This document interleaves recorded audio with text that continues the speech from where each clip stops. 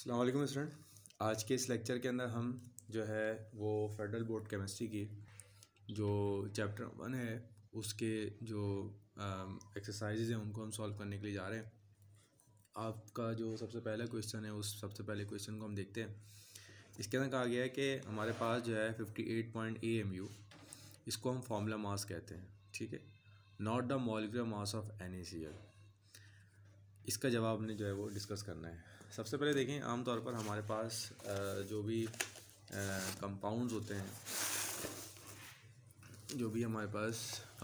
हैं, उसके अंदर हमारे पास जो है वो दो किस्म के कंपाउंड होते हैं। एक होता है आयोनिक कंपाउंड्स और दूसरा हमारे पास होता है कोवलेंट कंपाउंड्स। और जो आयोनिक कंपाउंड्स होते हैं उनके अंदर आयनिक बॉन्ड जो होती है वो मौजूद होती है, और आयनिक कंपाउंड्स का मतलब कि उनके अंदर आयंस जो होते हैं वो मौजूद होते हैं, ठीक है। अब जैसे मिसाल के तौर पर सोडियम क्लोराइड है, सोडियम क्लोराइड के अंदर जो आयंस हैं वो आपको पता है कि वो क्रिस्टल्स की फॉर्म में जो होते हैं वो मौजूद होते हैं। यानी जैसे ये सोडियम क्लोराइड है, ये सोडियम आपको यहाँ पर मौजूद है, तो इसके बराबर में क्लोराइड होगा, इसके बराबर में जो होगा वो सोडियम होगा, इसके बराबर में क्लोराइड होगा।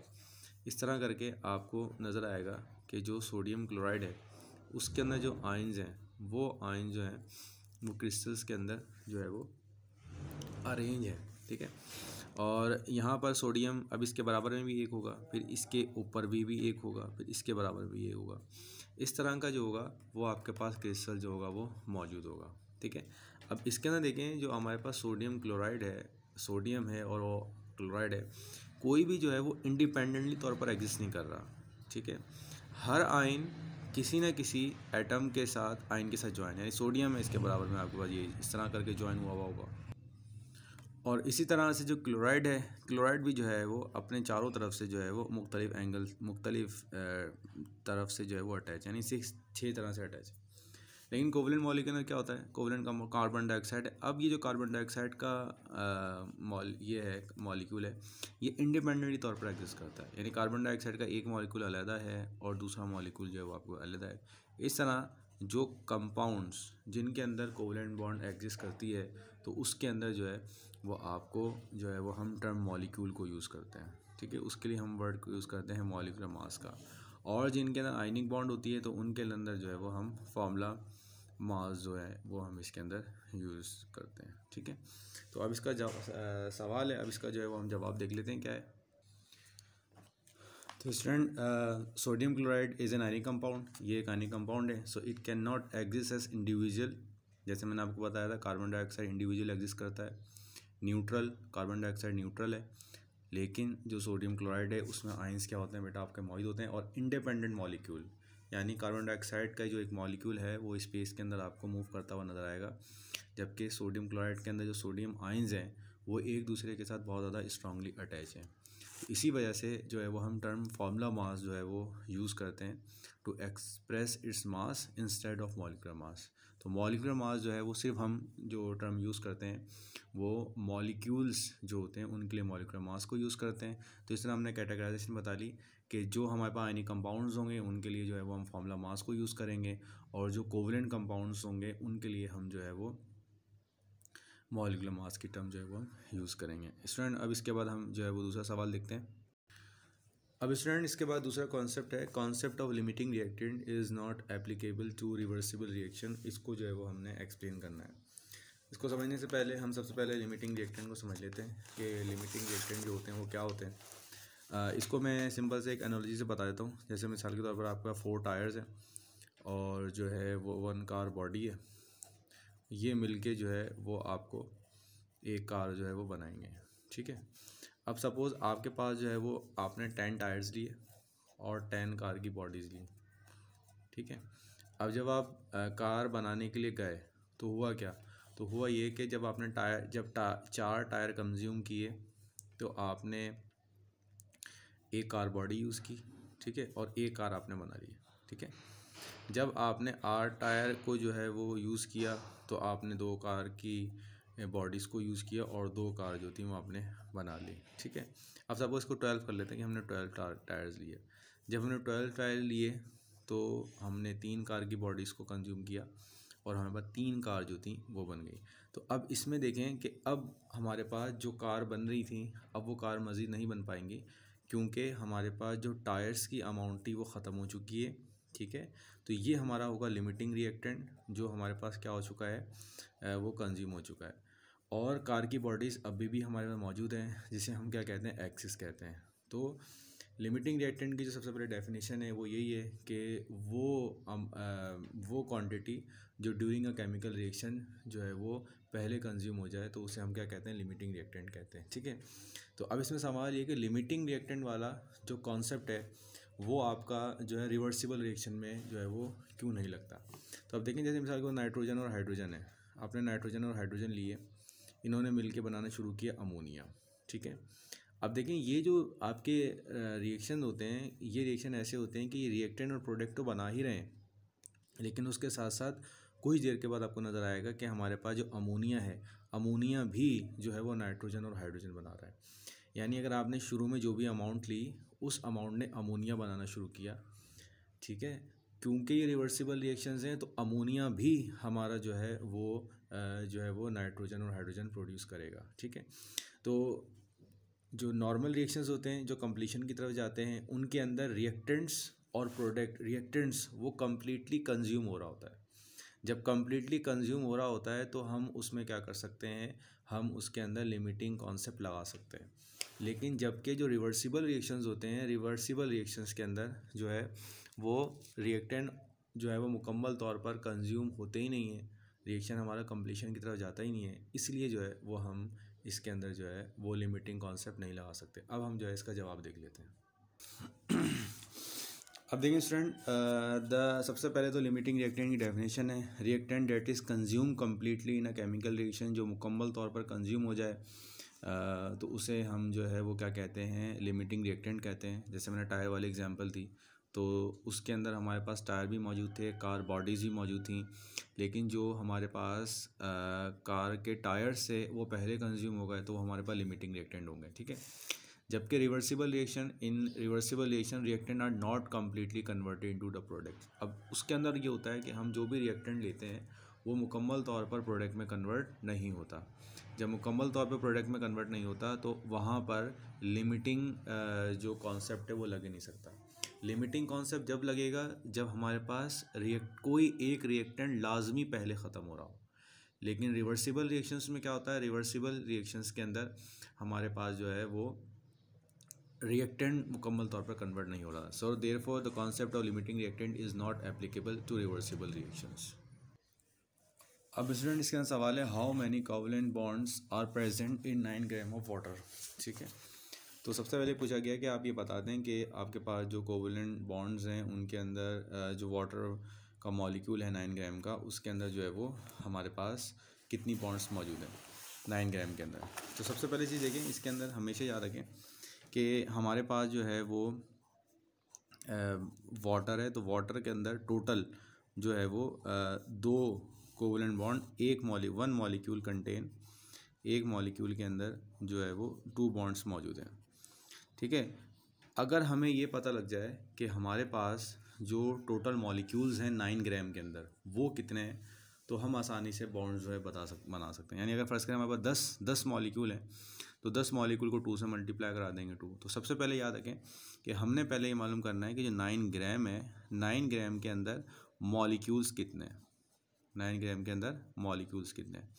ठीक है, और आपको पता है कि जब हम मॉलिक्यूल्स को मालूम करते हैं तो मॉलिक्यूल्स को मालूम करने के लिए हम नंबर ऑफ़ मॉलिक्यूल्स को मालूम करने के लिए हम जो कॉन्सेप्ट यूज़ करते हैं वो कॉन्सेप्ट यूज़ करते हैं किसका, एवोगैड्रो नंबर का, कि n multiply by Avogadro number. ठीक है, n stand for number of moles, और नंबर ऑफ मोल्स बराबर होता है किसके, mass of substance divide by molecular mass. तो ये हमारा फार्मूला होता है जिसके ज़रिए हम नंबर ऑफ़ मॉलिक्यूल्स और जो भी हमारे पास एटम्स हैं, मॉलिक्यूल्स हैं, आयंस हैं, उनके अंदर हम जो है वो इस फॉर्मूले को यूज़ कर पार्टिकल्स की तादाद हम मालूम कर सकते हैं। ठीक है, और इसके लिए मेरे पास एवोगैड्रो की वीडियो भी मौजूद है, उसको आप देख सकते हैं आपको। तो इसका मतलब ये होगा कि पहले हमने बताने के लिए कि हमारे पास कितने जो है वो कितने हमारे पास बॉन्ड मौजूद हैं, तो सबसे पहले हम जो है वो मालूम कर लेते हैं कि इसके अंदर जो है वो नंबर ऑफ़ पार्टिकल्स कितने, नंबर ऑफ मॉलिक्यूल्स कितने,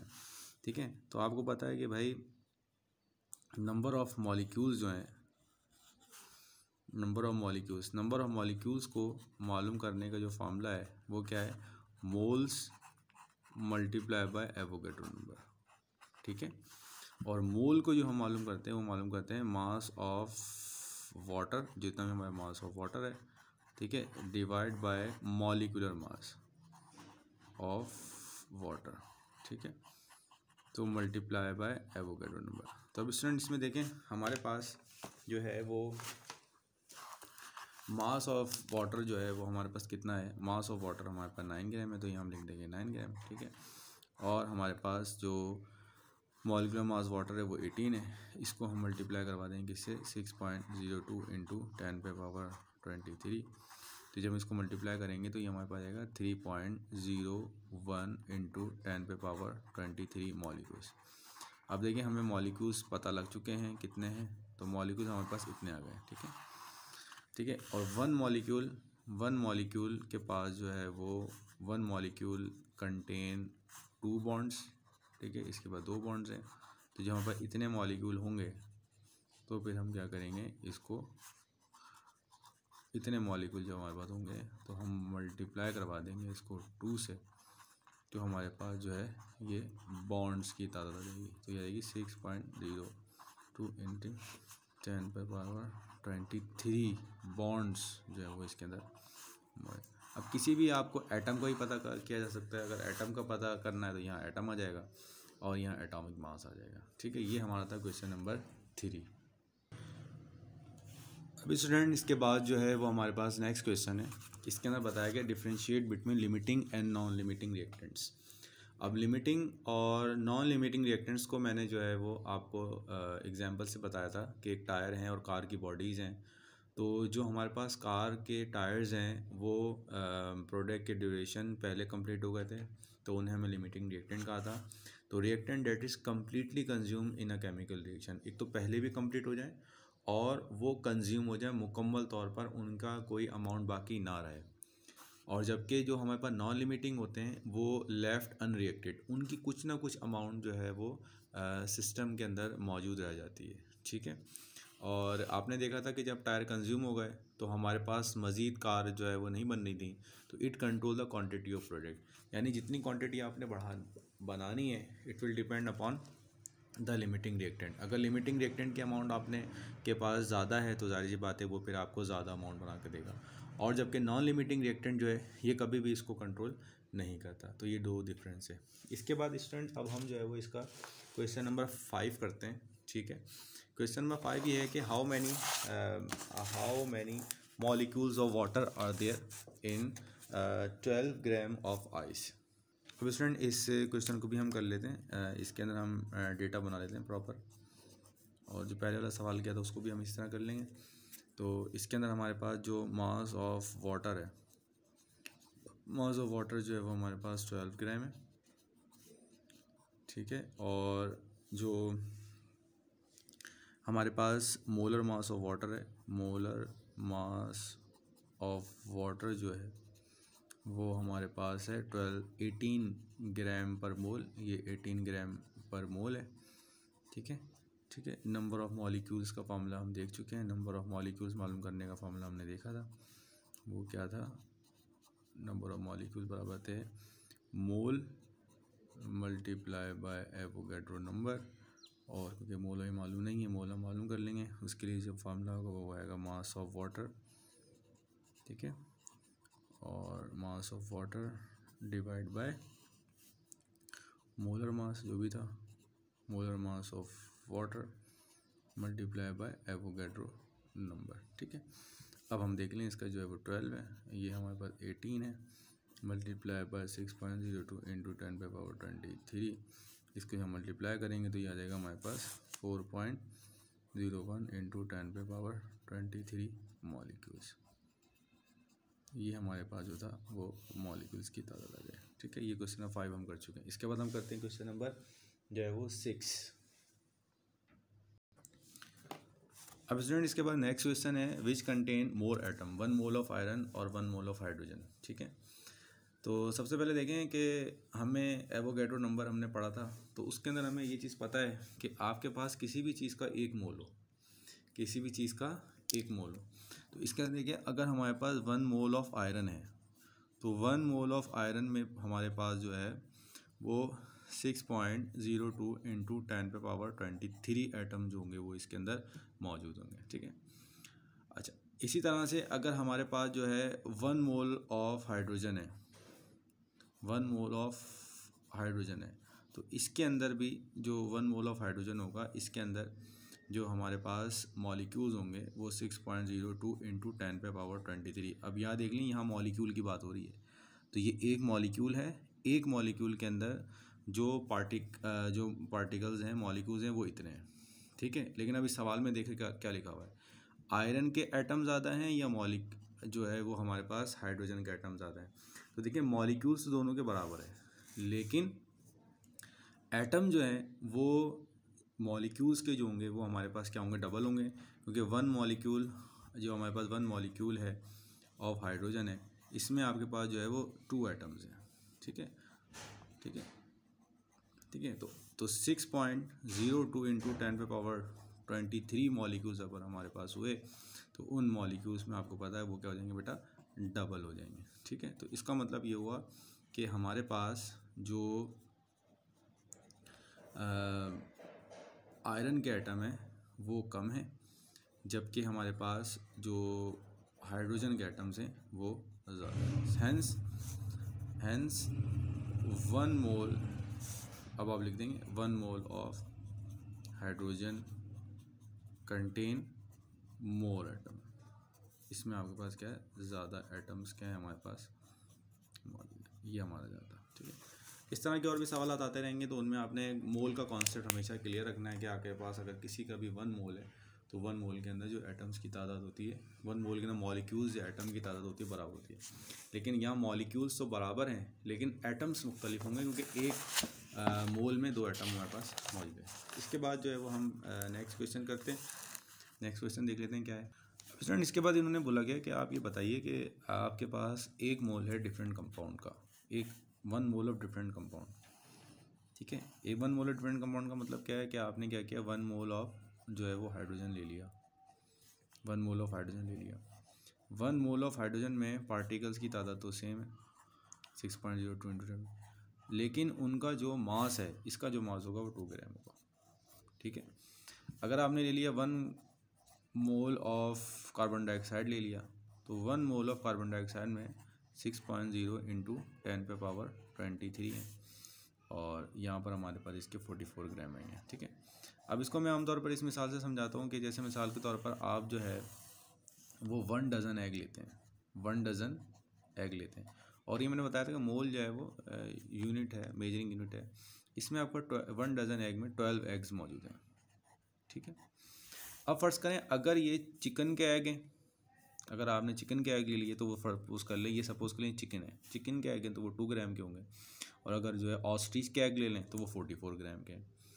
लेकिन आपका जो एग है अगर वो 2 ग्राम का हो तो उसमें उसकी कॉम्पोजिशन डिफरेंट है, लेकिन जो 1 दर्जन अंडे हैं उनमें अंडे आपके पास 12 ही होंगे। इसी तरह से किसी भी चीज़ का 1 मोल अगर आपके पास मौजूद है, तो 1 मोल क्योंकि मेजरिंग यूनिट है, तो मेजरिंग यूनिट में जो क्वांटिटी होती है वो हमेशा सेम रहती है, लेकिन उसका मास क्या हो सकता है आपके पास डिफरेंट हो सकता है, ठीक है। अगर सपोज कर लें ये आपका पिजन का एग है, ये कहते हैं आपने 1 dozen egg of pigeon is equal to 12 eggs, तो इसमें आपके पास जो है वो कॉम्पोजिशन डिफरेंट है, लेकिन क्योंकि मॉलिक्यूल जो है वो बराबर होंगे, क्योंकि उसके अंदर नंबर ऑफ मोल सेम है, ठीक है। तो इसका जवाब लिख लेते हैं।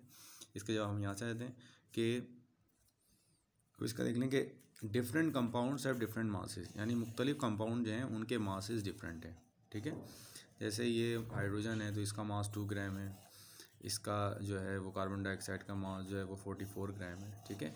Due to the different composition, क्योंकि इनकी कॉम्पोजिशन डिफरेंट है, यानी हाइड्रोजन के अंदर इलेक्ट्रॉन्स की तादाद कुछ और है, कार्बन डाइऑक्साइड के अंदर इलेक्ट्रॉन्स और प्रोटॉन्स की तादाद कुछ और है, तो इसलिए इनकी कॉम्पोजिशन डिफरेंट है, but due to different but they have equal number of molecules, लेकिन उनके अंदर जो मॉलिक्यूल्स की तादाद है, मॉलिक्यूल्स की तादाद दोनों में सेम रहेगी, ठीक है। और मॉलिक्यूल की तादाद क्यों सेम रहेगी, इसलिए सेम रहेगी क्योंकि उनका नंबर ऑफ मोल जो है, because they have same number of moles, तो उनके अंदर मोल्स की तादाद क्योंकि बराबर है, इसलिए जो है उनके अंदर जो है वो मॉलिक्यूल सेम, जहाँ मोल सेम है वहाँ मॉलिक्यूल सेम है, ठीक है। लेकिन मोल सेम होने का मतलब ये नहीं कि उनका मास जो है वो सेम, मास जो हो सकता है वो डिफरेंट हो सकता है due to the different composition. इसके बाद स्टूडेंट हम नेक्स्ट क्वेश्चन देखते हैं।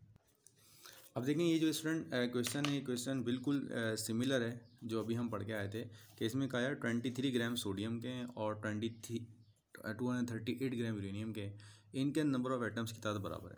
तो सबसे पहले पता है, देखें अगर आपके पास जो है वो 23 ग्राम अगर आपके पास सोडियम के हों, 23 ग्राम ऑफ सोडियम, तो आपको पता है 22 ग्राम ऑफ सोडियम में आपके पास कितने मोल मौजूद हैं, 1 मोल मौजूद है, ठीक है।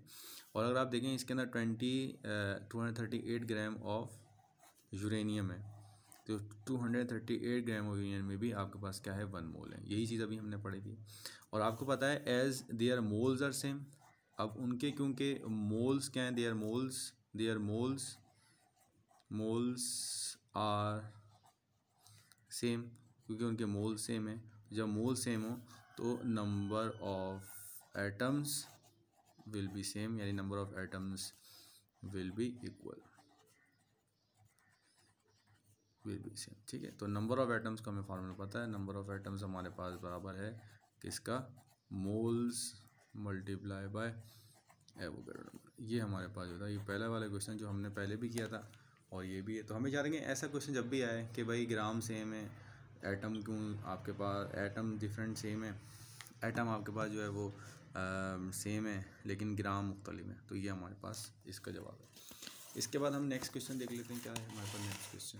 द नेक्स्ट क्वेश्चन इज़, अब स्टूडेंट इसके बाद नेक्स्ट क्वेश्चन है, इसमें जो है वो हमने मालूम करना है weight of oxygen.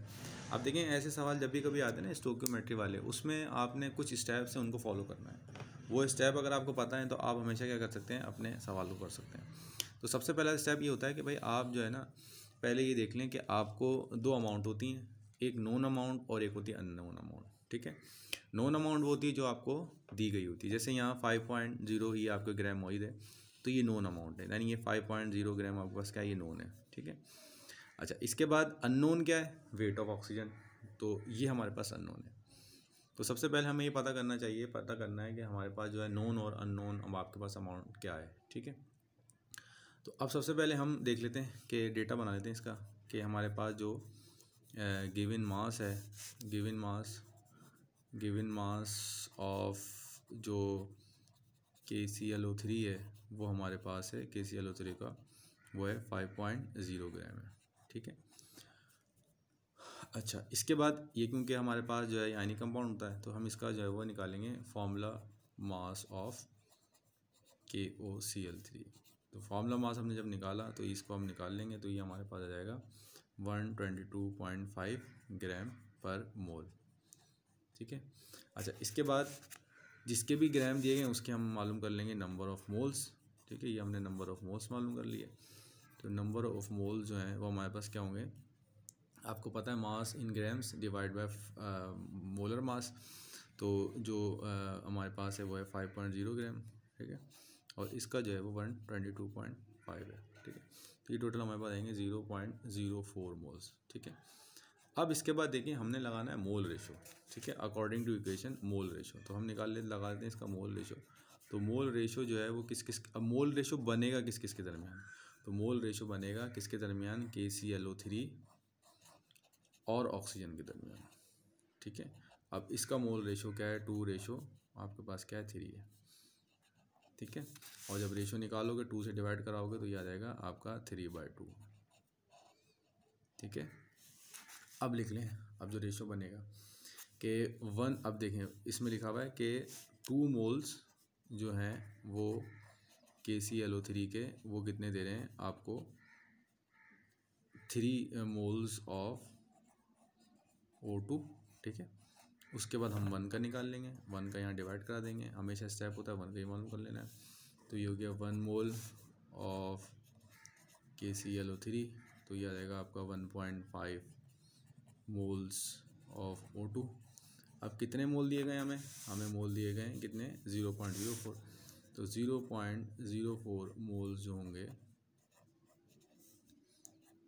Of KClO3 जो है वो आपको देगा 1.5 मल्टीप्लाई बाय 0.04, ये आ जाएगा आपके पास 0.06 मोल्स ऑफ ऑक्सीजन। ठीक है, अब उन्होंने कहा था कि आपके पास मास निकालना है, तो मास ऑफ ऑक्सीजन, अब मास निकालने का फॉर्मूला आपको पता है कि आपको जो भी मोल्स हैं उसको आपको इसके जो भी मोलर मास है उससे आप मल्टीप्लाई कर देंगे।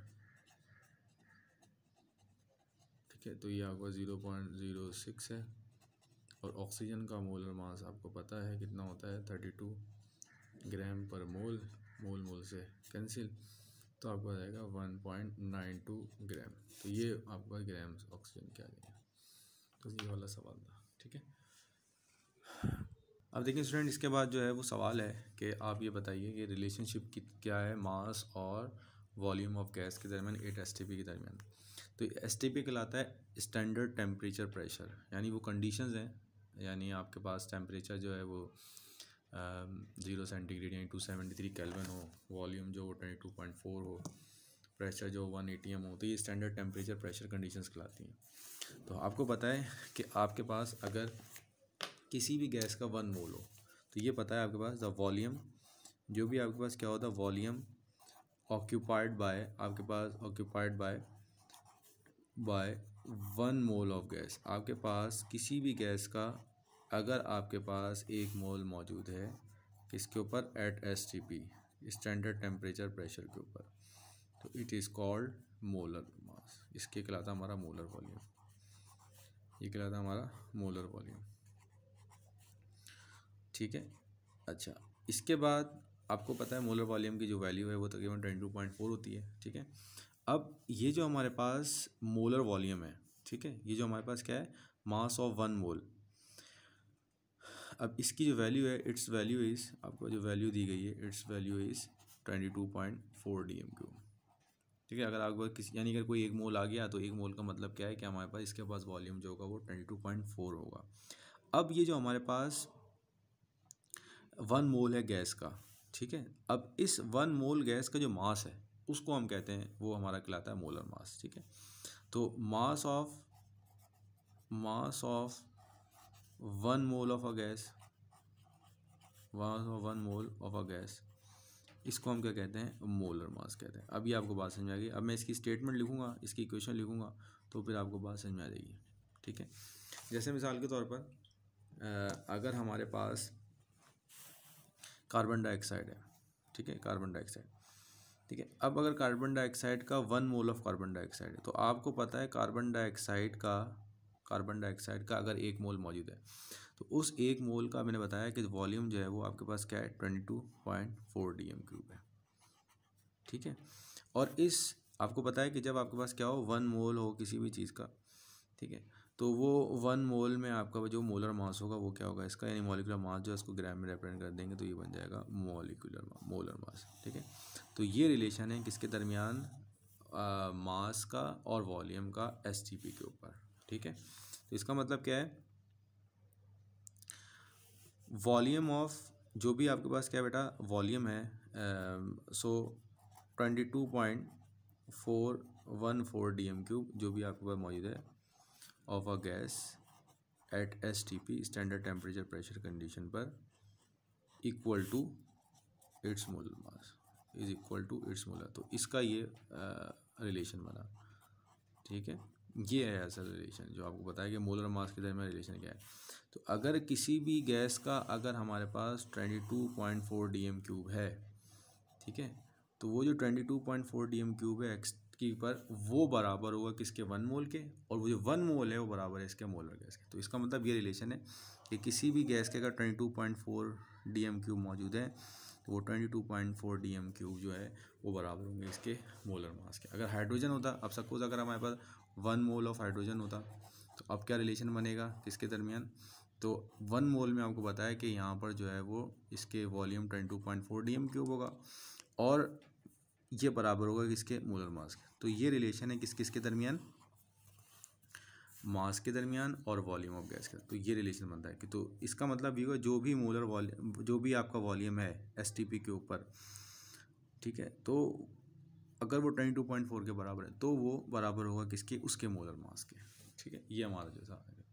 अब स्टूडेंट इसके अंदर सवाल है कि हमारे पास जो एक्चुअल यील्ड है वो कम होती है थ्योरेटिकल यील्ड से। थ्योरेटिकल यील्ड क्या होती है, सब मिसाल के तौर पर बता देता हूँ। जैसे थ्योरेटिकल यील्ड ये जैसे कैल्शियम कार्बोनेट है, और कैल्शियम कार्बोनेट जो है वो कैल्शियम ऑक्साइड और कार्बन डाइऑक्साइड बना रहा है, तो हम इसकी एक थ्योरेटिकल यील्ड निकाल लेते हैं कि इसका मोलर मास निकाल लेते हैं। तो हम कहते हैं कि अगर हमने इसके 100 ग्राम लिए तो 56 ग्राम इसके बनेंगे और 44 ग्राम है, तो ये हमारा थ्योरेटिकल यील्ड है। यानी जो हमारे पास केमिकल इक्वेशन से जो भी रिलेशन निकालने के बाद हम निकालते हैं वो कहलाता है इसका थ्योरेटिकल यील्ड कहलाता है। तो ये 100 ग्राम है। लेकिन जब हम असल में इसकी कुछ अमाउंट लें कैल्शियम कार्बोनेट की और उसके ज़रिए हम निकालें तो वो यील्ड हमेशा क्या होगी, कम होगी। तो इसका पहला तो रीज़न ये है कि हमारे पास जो है वो अब इसका जो पहला रीज़न है वो ये है कि हो सकता है कि आपका जो रिएक्शन है वो कंप्लीशन की तरफ नहीं गया हो, ठीक है। अब स्टूडेंट देखें, रिएक्शन में गो टू द कंप्लीशन, ऐसा हुआ हो कि आपका रिएक्शन जो है कंप्लीट ही नहीं हुआ हो, ठीक है। दूसरा reason, reactions are reversible. Reversible reaction के बारे में मैंने शुरू बताया था कि उनके अंदर रिएक्टेंट भी प्रोडक्ट के अंदर कन्वर्ट हो जाता है। ये तो रिएक्शंस हो गए, ये तो रीज़न है। और सबसे अहम जो है वो मैकेनिकल लॉस है। यानी जब आपने कैल्शियम ऑक्साइड प्रोड्यूस किया है तो अब जाहिर सी बात है ये बाय प्रोडक्ट के साथ मिक्स होता है, तो इसको निकालने के लिए हम क्या करते हैं, फिल्ट्रेशन करवाते हैं, फ़िल्टर करवाते हैं ताकि कोई इनसॉल्युबल पार्टिकल है, फिल्ट्रेशन कराते हैं। और अगर कोई लिक्विड है तो उसको डिस्टिल करवाते हैं, ठीक है, ठीक है, और उसको सेपरेट करवाते हैं बाय फनल। अब जब सेपरेट करवा लेते हो तो उसको हम वॉश भी करते हैं और फिर उसकी क्रिस्टलाइजेशन भी करते हैं। तो इन सारे प्रोसेस के दरमियान हमारा जो कुछ मास होता है वो क्या हो जाता है, वो लॉस हो जाता है, मैकेनिकल लॉस कहलाता है कि आप फिल्ट्रेशन कर रहे हैं उसमें मास कम हो गया, डिस्टिलेशन कर रहे हैं, सेपरेशन कर रहे हैं, और इसी तरह से कुछ साइड प्रोडक्ट में भी प्रोड्यूस बाय प्रोडक्ट यानी जो प्रोडक्ट हम बना रहे थे ना वो प्रोडक्ट तो बनी, लेकिन वो प्रोडक्ट मज़ीद और दूसरी प्रोडक्ट के अंदर कन्वर्ट हो गई। तो ये हमारे रीज़न है जिसकी वजह से हमारे पास जो एक्चुअल यील्ड होती है वो थ्योरेटिकल यील्ड के मुकाबले में क्या होती है, वो कम होती है, ठीक है। इसके बाद हम नेक्स्ट क्वेश्चन देखते हैं भाई।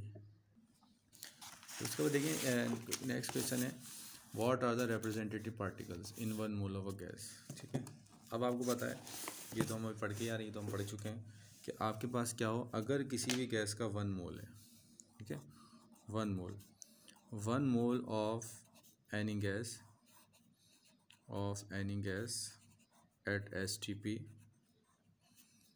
ऑक्यूपाइज कितना करता है, वो ऑक्यूपाई करता है हमारे पास, ठीक है, 22.414 dm³ वॉल्यूम, इतना वॉल्यूम होता है।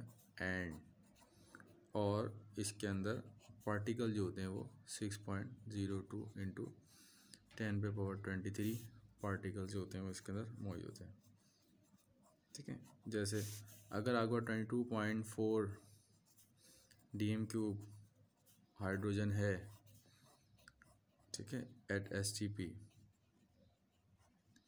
तो वो हमारे पास जो होगा वो 2 ग्राम होंगे, और इसके जो पार्टिकल्स होंगे वो 6.02 इंटू 10⁻23 मॉलिक्यूल्स जो होंगे इसके अंदर मौजूद, और किसी भी गैस के हो।